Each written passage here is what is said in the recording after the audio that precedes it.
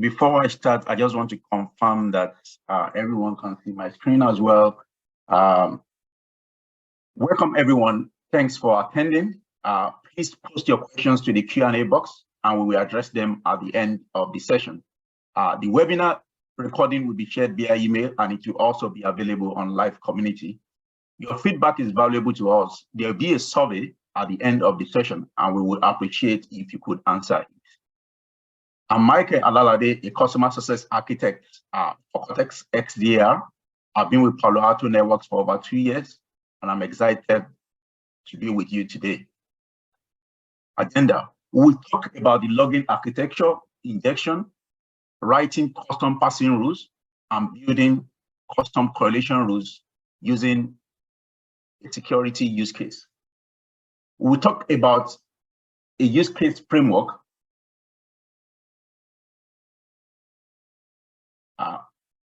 We talked about a use case framework that can be leveraged and standardized to work with the different teams in your organization. To define the objective, capture the data requirements, define the triggers and logic to be implemented, as well as the testing options. Property log injection requires proper terabyte license. Also, for you to be able to navigate the parsing rules screen that we're going to be looking at today, you need to have either XDR account admin role or instance admin role. This is a high-level architecture and flow of how third-party data gets ingested into XDR data directly. Quickly, we want to show an optional component which you can install on premise. So we have this line separates what you have in the cloud, and then what you can have within the organization. Specifically, we want to talk about the broker VM. So the broker VM runs multiple applets, and one of that is what we're going to leverage today, which is syslog collector. You have options to collect logs, to ingest logs into XDR, but for the use case today, we're going to be focusing on syslogs, which we can use to ingest logs from third-party firewalls, syslogs, and other applications as well. In addition to that, we have agent parsing Windows event collector. We're going to show all that subsequently. We talked about the use case template of framework. The flow of third-party log injection, and then consuming that for intelligence within your environment should follow something similar to this. First and foremost, you define your objective. When considering a third-party log injection, the objective must be clearly defined. You have to define the security risk. It could be a compliance needs. And then, of course, you have to be able to identify the stakeholders. Before you go into the flow, it is important that you do your threat research when you have a security threat use case at hand. That will determine what the relevant assets should be considered for visibility. For example, if you're talking about authentication, maybe you want to take authentication logs from Azure Active Directory or from even your IDP. Database logs could be Windows events, and that will determine the kind of collector you use. It could be syslog collector, it could be FTP collector, it could be collection integration that we have out of the box. And after you've ingested the logs, the next thing would be to write parsing rules. If you do not have default rules out of the box for the specific data source in question. Before you start defining your correlation rules, it is important that we start looking at the detection logic, and that would be the input into the correlation rules. And of course, before you go into production, you have to ensure that we do a lot of testing. this is just an example of the flow which we're going to look at today. We have data source. Then it's going to come in an undefined format, so which we call the raw underscore log, raw log. And then, of course, it may go through the broker VM like we talked about optionally. Then we can use that to collect the logs. Then if we know that if the use case does not have a default rule, then we can build our own custom parsing rules, which is called optionally called user-defined rules. And after that, we have our data set. So we can now build our logic on top of the data sets that we've captured, and then generate alerts and incidents from there. Let's first look at the first component, the collector. Again, out of the box today, if you go to settings, configurations, you will have collection integrations that are available right now. This is already been done out of the box. So if you really want to add an instance, all you just need to do to collect logs from Azure Event Hub is just to go here and then do the configuration accordingly. So you have Azure, Okta, Windows, DHCP, AWS, and a couple of that. Also, you can leverage the broker VM to be able to collect, to be able to ingest logs into Cortex XDR. So we have a number of applets here. So you can have database collector, you can have FTP collector, we can have syslog collector. Of course, to us today, we're going to be looking at syslog collector specifically. So if you right click on this and then we go into the configurations that we have, right? We're going to see that we have already activated syslog collector, and then we've defined the protocols that we'll be using to collect our logs, right? So in here we have the last line, which is auto detect, and any. It could come. That means we can ingest logs from any. Of course, it is always good for you to define the source of your logs. In this case, we use a CIDR, and then in this case, we actually define a static IP address. And of course, because our use case is going to be log injection from an EXI environment, which of course is from a VMware. So one of the things that you have to note from here is the vendor specifically is a feed that we're going to leverage later. Vendor is VMware, product here is EXI. And then we have TCP here, and then we have UDP here. So that will determine how you do the configuration from the source. So just to wrap up with the configuration of our injection, if you go straight into the EXI environment that we set up now,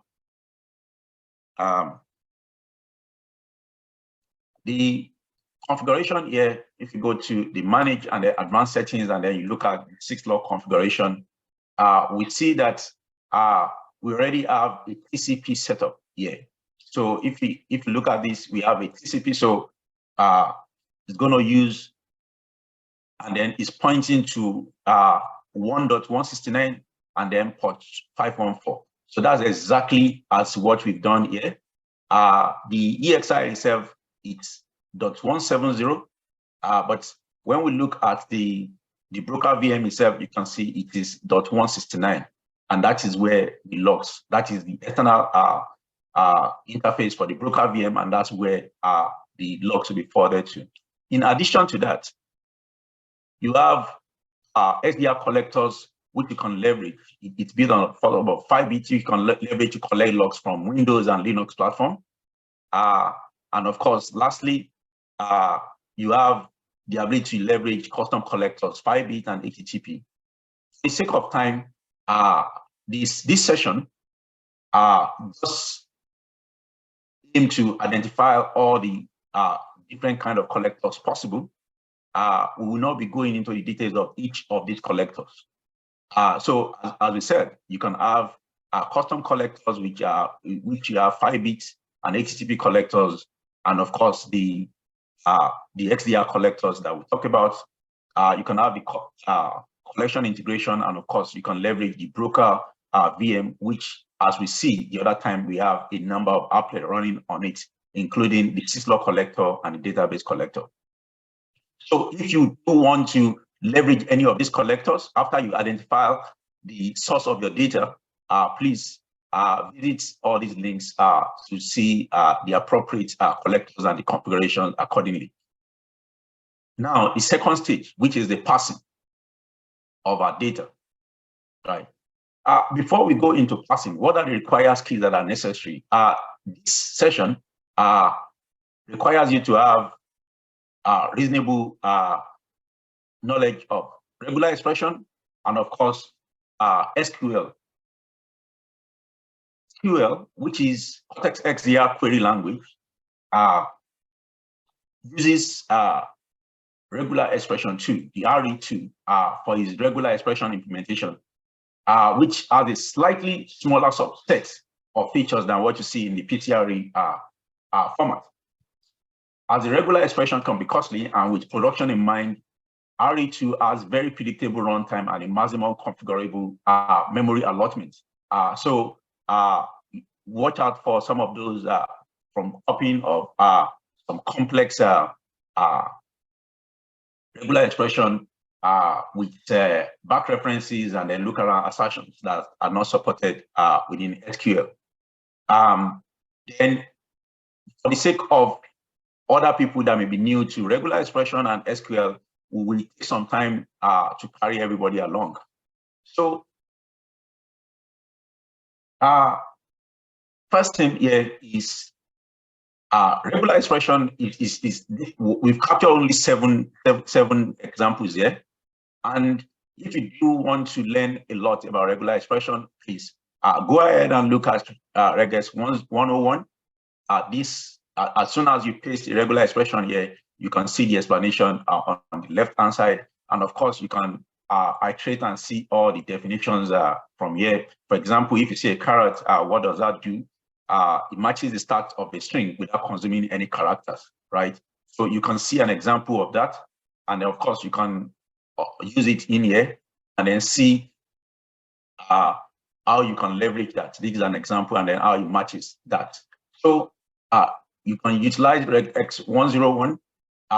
Again, Regex generator is another one. You can copy a sample of your data that you want to format. Usually, just like we talked about the fact that we support RE2, some of these may not necessarily be useful for you, but it can really enable you to have an idea of how regular expression is being written. You can see that we have a capture group here, which is defined by these brackets, and then of course you have, because this is 10, we expect that this could be from 0 to 9 because these are digits. So leverage either of those two to be able to see how to write regular expression. Let's go back to our presentation now. The first line, right? When you have a bracket, you are defining a capture group, right? So in our parsing rules, we're going to be looking at defining a pattern for us to match. And out of that pattern, we're going to determine using a bracket, the capturing group. For example, and then you determine that capturing group by the use of the bracket here. So in this case now, we have a \D plus. A \D means that we are looking at digits, so 0 to 9, and with a plus, which means that it can be, you can have digits at least one or more of these digits. So in this case, we can have only one, which matches the +1, and you can have 1, 2, 3, as many as we have. It can only be digits. That is what the \D. In the second example, we have a \G. So we are dealing with digits as well, but with the parentheses there, the 4, meaning that you can only have 4 digits. So in this case, we have you can leverage something like this for year. So we have 2022. The next one, when you have a caret at the beginning, right? already telling you that what you want to evaluate, the pattern you want to evaluate, must start at the beginning of the string that you are passing. So in this case, let's look at an example. Here we have 12 coming. So in this case, we've already said \d, the digit, and then it could be with plus sign. That means that digit can occur once or more times. So in that case, we have either 1 or 2. Or we have 1, 2. So it matches that, and it, of course, is at the beginning. But it's not going to match something like coming 12, because this is a digit, but it's not coming at the beginning. Again, when you have a dot with an asterisk, it means that you can have any character at the front, and then with the asterisk, which means that it can either occur, 0 times or multiple times. So it can match null, it can match 1, or it can match 3, 4, 5, or it can even match 3, 4, 5, A or B, C. And then, of course, we have special character that we may want to capture. When you have a special character to capture, you have to use the / to be the escape. That is to escape it. So we have to use a / there to be able to capture those special character. Then it becomes more complex in line 6, where we can see in the bracket we have a capture group that we want to leverage here. And then, but the pattern we want to leverage needs to start with sub. It could be any character with an asterisk, and then this we have a question mark here, which kind of weakens as few times as possible, and then we have it must match these characters as it is source. Then we have an escape here for this special character. So we have a / here, and of course a capturing group. So an example of that is when you say you can have any character that can occur once, that can occur 0 or many times. So we have 158544 and space here. Then afterwards we have source. So we can see source here. Then we have a colon here. So then with that, we need to have, because it's a special character, we need to make sure that we define that by using of the \. Then we're looking for digits that could occur once or more times. So, and then that's why we have 149. And after that 149, we expect to have a dot. So which we have escaped that because that's a special character again. And then we have another set of digits, which of course can repeat. And then we have, another dot. That is a format that you can use to define IP address. And when you have \x, you have what you call the white space. So 3, we can see the space between 3 and 4. So if you want to determine a white space, that is how to just do that. So for the sake of time, we're going to quickly look at how we can leverage that when we look at the raw log. So after the configuration, after the injection, it is essential that you see that you are getting log into XDR. And then after you get XDR, you want to play with that data so that you can capture what is required. And for you to know what to capture, of course, you have to do threat research. You have to get to know what the vendor log format is, basically. So by mere looking at this, you may not necessarily need to go look at the vendor log format, because we know this is the date. And of course, when you have if you want to pick a date, we know that we can use digits now, and then it will always be 4, right? But in this case, what we want to capture is the source IP address, and then we can see that we have source column this, and then we can define, we can match anywhere where we see source up to the IP address, and then we can use our bracket to capture only the IP address. So in this case, the regular expression to match will be any character can be at the front of source, which we don't care what it is because the timing will always be different. And then we have the source in here. Then we have our escape to be able to pick up the special character here. And then we have our capturing group. So these are capturing group now. Then with /e it dot, which of course we use this for, and then we're going to capture this. Similarly, you can capture the port. usually from there. And then, of course, other destination IP address, destination ports. Again, before we go into this, let's quickly look at how we arrive at the data set and then the raw log. So after our configuration, right, by default, immediately you have either you have your collector setup, right? You have by default what we call the default rules that's going to be created. So in this case, because we have a syslog configuration done for the broker, we already have a default software which we have VMware, like we identify on the syslog configuration. The vendor is VMware, the product itself is EXI, and then the target data set by default will be a combination of the vendor underscore product underscore raw. And of course, whatever you have in here, if you do want to overwrite the rule that is being run to ingest it, you can right click, you can just select this and then override the rule. So when you do that, you can go all the way down. Of course, if you look at the header, which is the ingest, the vendor to match. So so this particular default rule, this default passing rule is going to apply only to logs that has vendor equals VMware, product equals EXI, and then it's going to save this. It's going to store this in that target data set, which is defined by default. And when we want to override this, of course, there must be something different from what we have in here. So we can just add a line to say, okay, we just want to alter and define a date parameter. That's by defining just a date parameter.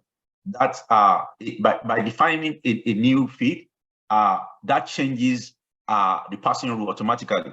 We can even just define a static stub here, which could be 20 dots, which could be just this, and then of course every statement must end with a semicolon.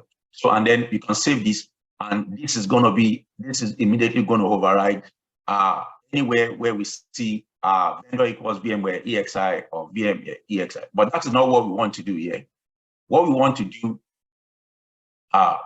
do here is, since we have the default data set, right? We can start looking at how do we get the context that we require from this data. So and that takes us to so let's go ahead now and then duplicate that. That takes us to the query builder. Query builder is where you want to write your prepassing rules, basically. And then a starting point would be to first check that the data set that has been created, you have data in there. So, and of course, this is the SQL development environment where you write your SQL statement. Of course, when you paste the query to write here, you have to make sure that you select the time frame for which your log was ingested. So in this case, we are looking at the entire raw logs, right? Do we even get logs ingested here? Yes, we're getting logs into XDR. And then, of course, what we're getting here, what is important for us here is the raw log. But when you look at this, you will see that all these ones have an underscore at the front. So this is what is going to determine what is being saved by default. You see all the ones with underscore, those are system feeds that are created as the log is being ingested by default. Now we can rewrite, we can add different feeds here. We can pass it the way we want. But before we can do that, we need to know what we want to achieve before we can go ahead and do that. So before we go into that, let's quickly look at our use case, basically. Let's quickly look at our use case. Our use case for today, sorry. In the recent time, we've had an increase in targeted attacks on EXI. And out of many of those, we focus on this use case, which is hypervisor jackpotting. And our objective here is to build a system to detect this kind of attacks on EXI environments. So, and then we have to go through research, determine what type or level of visibility we need. And then in the course of this research, we can see we have 3 different ransomware families here that are targeting EXI servers. We can see in here that for the one on the top right, it leverages SSH using the native root accounts. So you want to have visibility of SSH sessions, right? And then of course, if you see, we have a lot of shell commands that were executed against for them to be able to achieve their objectives. So we also want to monitor all the shell commands run against the system, right? We see that, okay, in this case, we've seen use of native root accounts, we've seen SSH, we've seen where they move laterally to their hypervisors. So we want to see all the access as well, all the access related and all these different commands. Those will be how the TTPs that we're going to leverage as we build our logic, basically. So, and then we can immediately break our objective. You know, we can translate that into these simple 5 logics. Whenever we see unauthorized user login, that could give us visibility into a threat similar to what we just discussed. Brute forcing is another one we can look at. We can look at risky share commands that we've seen being used by these actors, right? We can look at SSH being enabled of firewall root configuration changes as well that allows them to move laterally. So that's going to be our objective, right? Then let's look at let's go back to our data. Yeah. Now that we see this, we don't need all the feeds in here. We don't need all the feeds. So we're going to focus on the raw log for now. So let's go ahead and then write a new stage command. For the sake of time, I've already written the command. So to write line 2 is a staging command, so which is just to pick the feeds that we want. So you can see now that we're focusing on just the raw logs. We are not seeing all the other feeds that could crowd visibility here. So and then when we look at what is being ingested, right? This is following specific format, right? We see a number here, we see a date, we see time, we see something that has to do with the user that logs in from, and then we see login. So usually you can leverage the definition from the vendor. They always publish the log format, and then you can leverage that to be able to write your parsing rule. In this case, we see 34,000 over 35,000 logs, and this is just within just a day. So that's a lot of logs, right? So because of the fact that you pay for internet, you pay for bandwidth, and then you pay for storage. So we do not want to get any irrelevant logs that may not be useful for us. We are looking for access, right? Based on the visibility that we want. There's nothing here that shows us, okay, an access here.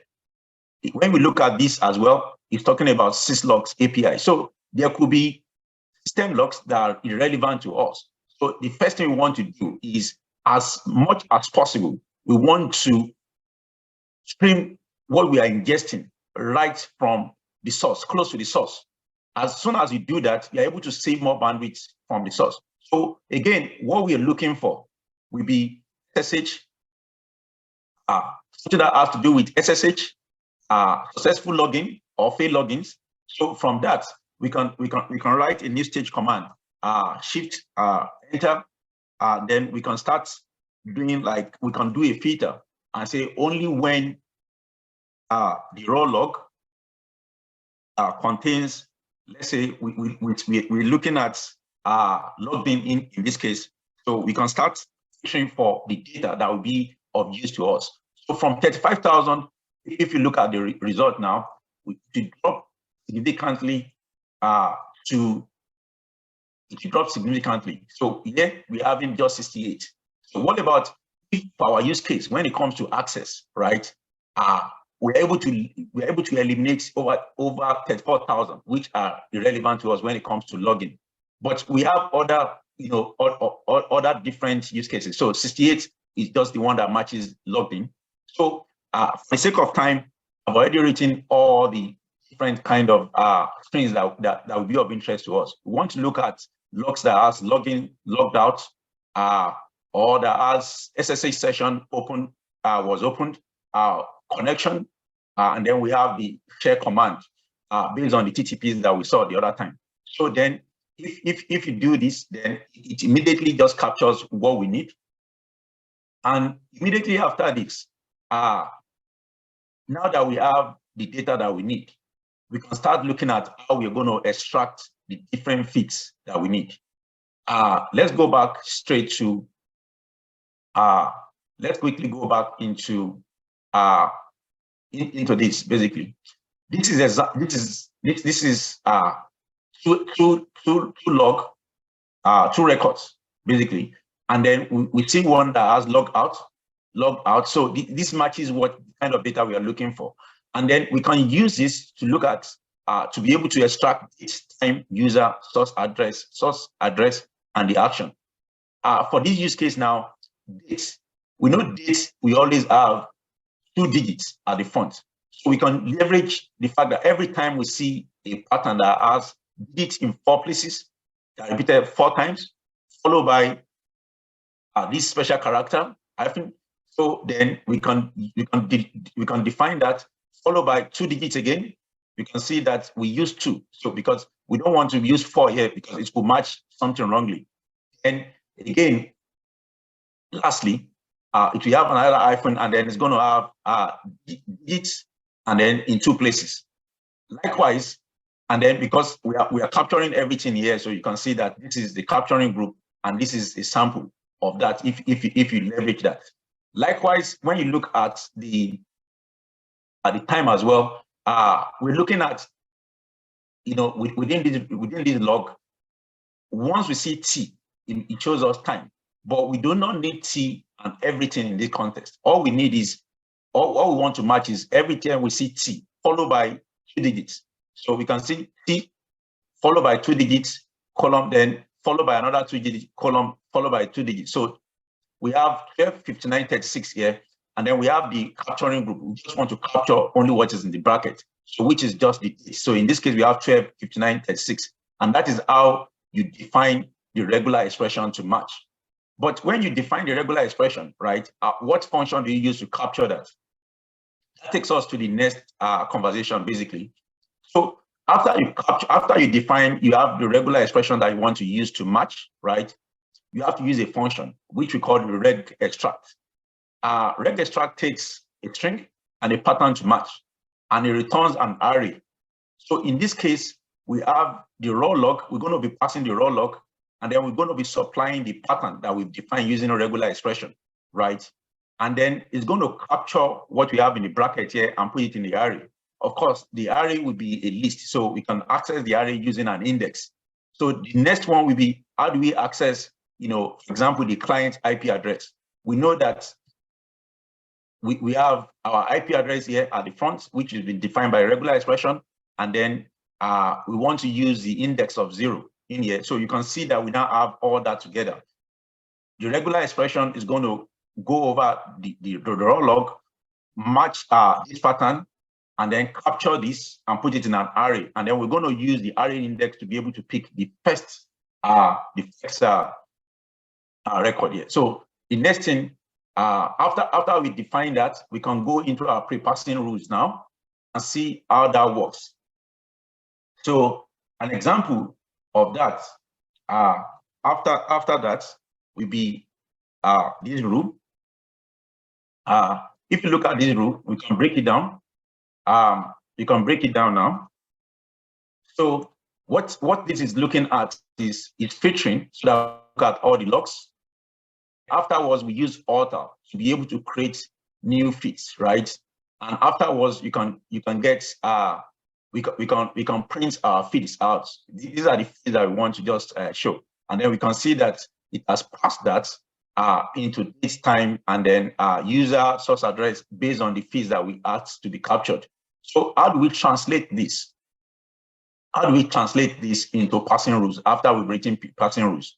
But one thing that you can see here is if you go through the action, if you sort the actions here, we're looking at first use case. Let's look at logged in users.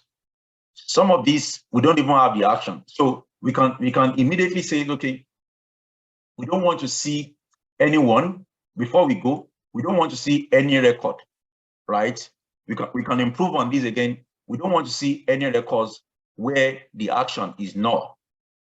Now that we have the query written, all these ones, we always have either logged in or log out with it, basically. So now that we have that, we can go straight now into our parsing rules now, and then we can translate this into so write a user-defined rule. We go into the user-defined section, right? And then for the sake of time, because we said this filter, we want to make sure that this filter is done as much as possible. This filter is done as much as possible so that we can drop irrelevant logs from the source. So whenever you want to write a user-defined rule, we have 5 different sections. We have collect, constant, extend, ingest rule. We recommend that you go through this because of time. We won't be able to go through each of these. But collect is an optional statement that you use to filter and to drop relevant logs. You can use it to manipulate and drop logs right from the broker, which is of course from your organization. So you're able to save bandwidth as well as save your storage. So we're going to use collect statement. And how do you write this? All you need to do is once you do collect, it's going to give you the mandatory feeds, and then you can define the vendor that will apply to the product, and then the brokers that this rule is going to be pushed to. And then if there is no it will just drop this, right? So in this case, our own case, it is the filtering that we've defined here. So which is what the broker VM will use to drop what we do not need. Then we're now going to use ingest. Ingest is the only mandatory feeds that you need when you want to write a user-defined, is the mandatory section that you need to write when you want to write a custom parsing rule. And then, of course, when immediately you get in there, you get to ingest. This immediately you pick ingest, it can give you, the mandatory feeds, and then you can populate what you want to get in there. What products are we talking about now? We have EXI here, so we can continue and define EXI. So for the sake of time again, if you look at here, we define our vendor because we want this parsing rule to apply to logs with vendor equals VMware products EXI. And then instead of using the VMware, because this is user defined, you don't need to follow the format where the default format, which is VMware EXI error. So in this case, because we are focusing on the access, we can change it to what we want, which is VMware EXI access. And if there is no it on all the groups, the statements, this parsing rule, we still want to keep it. And of course, we want to ingest the null in here. So if you copy, so all we just need to do, we do not use the data set here. All you need to do is to define the header, and then we can copy what you have in here, which is the author. This is what we copy, and then you can see that is the author in here as well. So this is copied into here. And now we don't use filter action equals unequals to null. So what we want to do here with the filter, we just want to drop, we are filtering for only what's as a content in the action fits in here. So to translate that to parsing rule, you have to always use drop. This is an optional stage command, And then whenever you use drop, it's going to be the last command where you have drop action. Anyone that's equals to null, just drop it because we don't need that. So for going further, we can now that we've captured the login and the logout one, we can write another passing rule to see SSH logins as well. To do SSH login. So if you can see in here, we have the SSH section. So where we actually focus on session user, and the reason being that because each log types, they have different content with it. If you look at the different logs that we ingested before, look at different logs that we ingested before. Just a quick one here. You will see that we have within the raw log, the one for with login logout. If you look at the raw log, the content is a little different. So this is the one with logged in logout. So if you look at the one with SSH in it, SSH session, it is a little different. So you can see that this particular record is different. And then we want to capture, we want to write a specific passing rule. We want to have a separate statement that's going to capture this as well. So that is why when you look at our passing rule here, we have another statement here. We have another first statement, which is for extracting the SSH session separately. So in this case, what we want, we have source address, date, time, type, session, and then the user. So, and then we want to drop anyone that the type. If we cannot find SSH in that type, then we just want to drop it. So that is how to combine multiple statements. Each of the statements will be separated by semicolon here, and then that's how to combine. That's how to write passing rules, right? And then after you've written your passing rules, we can go and verify whether our passing rule is actually giving us something. And the way to do that is to go and query the new target data set. It's retroactive because once you write this, you will always, once you define a new passing rule, you will have to ingest new logs for you to see it. So in this case, for example, you can use the simulate tab to be able to simulate that. So for example, we have new logs coming from VMware EXI's product now. So you can select the logs that you want to simulate, and then on top, you can see simulate here. And then when we do simulate, it will go ahead and use the passing rules that we've defined here. So if you see now, we have VMware EXI access. So what is the output log? The output log now extract the user for us. You can see this, the last set of feeds, right, are not with the underscore at the front. So these are our user defined feeds that we just created. And it has extracted that using our regular expression, reg extract, and all the different functions that we leverage. So that is basically how to immediately write passing rules. Now, if you go back to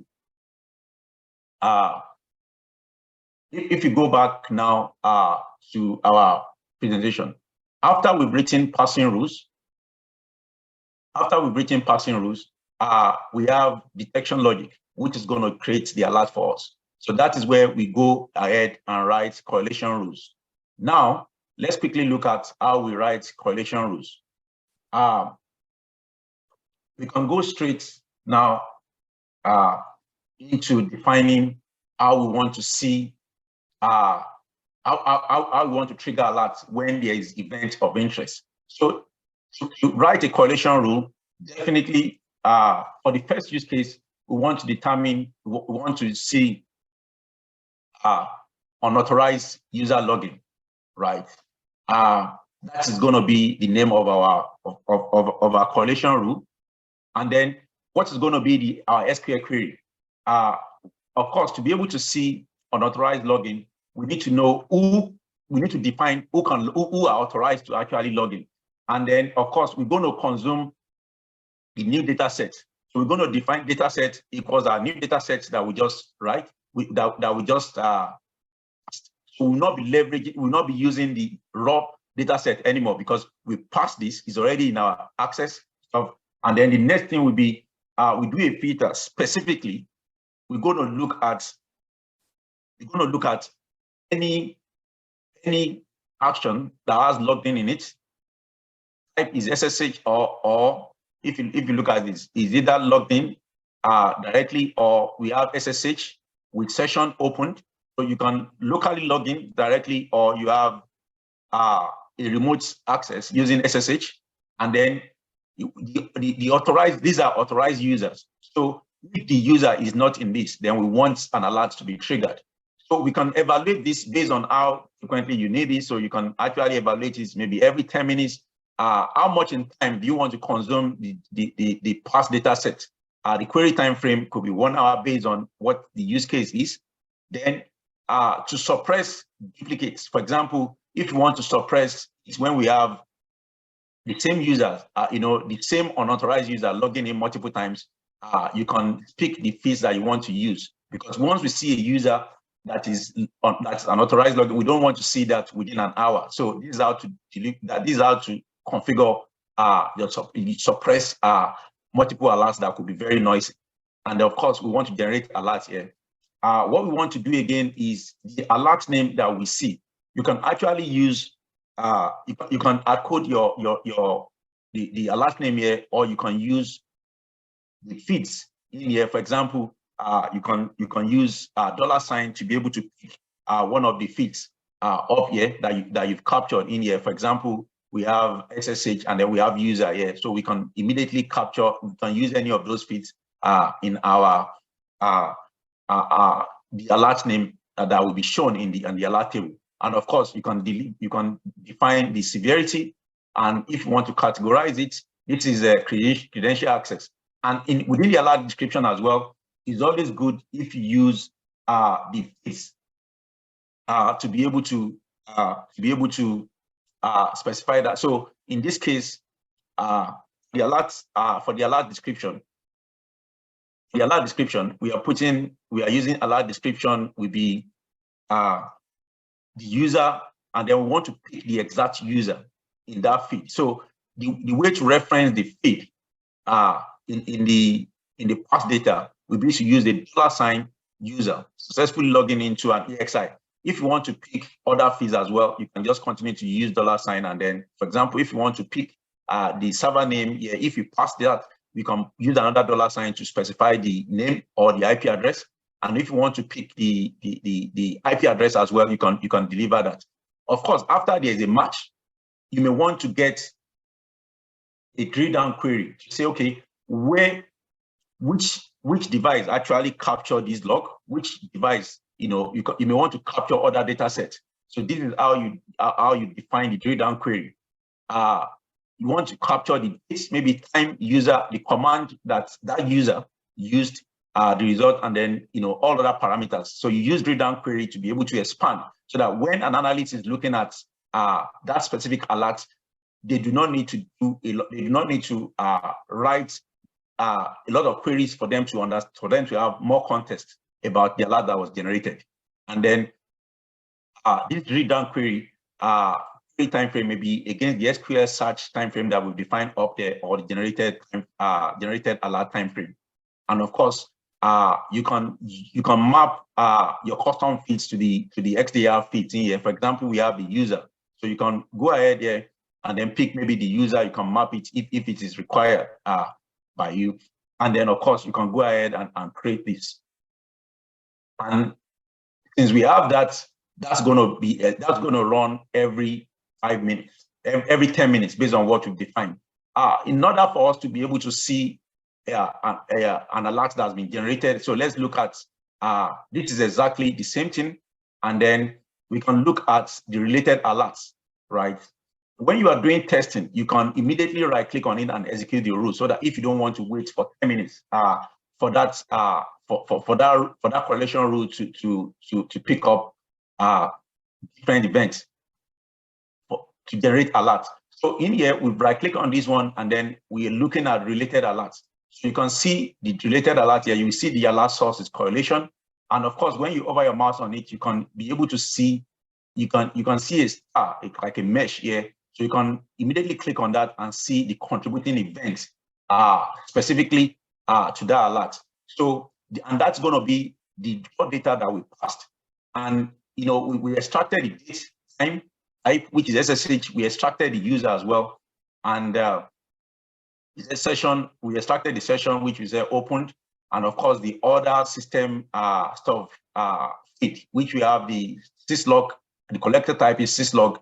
The broker device name is this, and then the broker VM and the rest. And of course, the drill down query, if you want to immediately give analysts more context here, you can immediately go into the drill down query, and that's query that we've written, which in this case, it has substituted it with the user, because we use a $sign user here. So it has captured and replaced that with the actual user that was involved in that incident. And now we can see the details of the date that was that the user login time, command, and then of course the results based on the fields that we passed.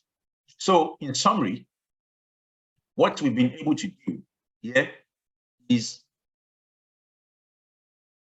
we have gone through this exercise by defining our objective to capture the hypervisor reporting. We collected logs. We know that for us to have visibility, we need to set up our EXI environments and use syslog collector from the broker. And we use prepassing rules by leveraging by using the SQL window. And then we wrote our parsing rules. We translated what we have in the SQL development environment into our parsing rules. And lastly, we wrote the correlation rules. We used the simulator, and then we executed the rule immediately to be able to see what it looks like when it goes into production. So thank you very much for attending today's session. We go now into some of the remaining questions.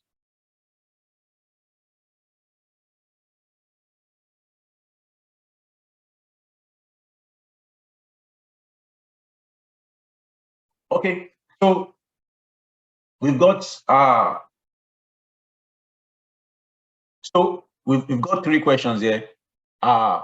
If you do want to write a correlation rule directly on top of the past data that we have, so we have data set equals access, right? And then the same query, we can immediately use the same query right from here. For unauthorized user login, we know that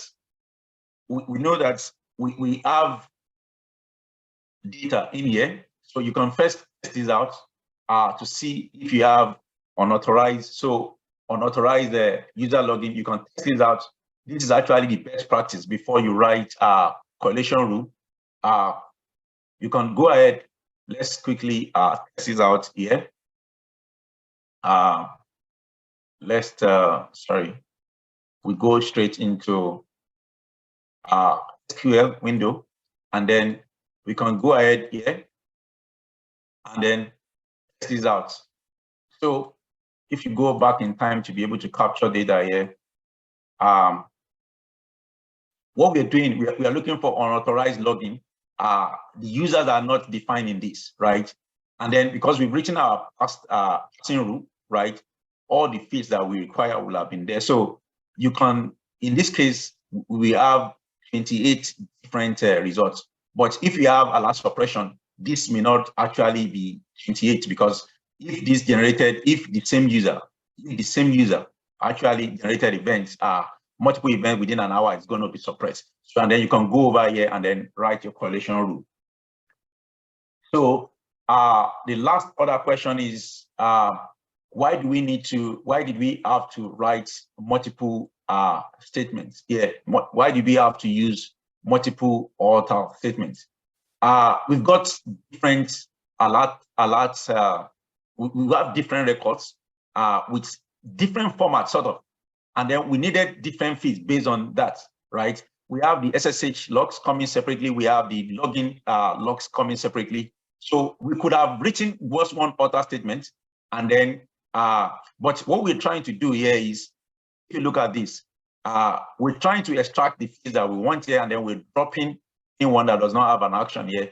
It's just a way to, to make sure that we maximize the storage capacity that you have as well, so that you don't keep what you do not need.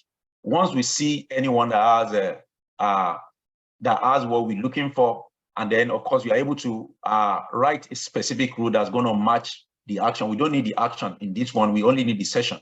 So that's why we will have to write multiple SQL statements in a single parsing group. Thank you very much for today.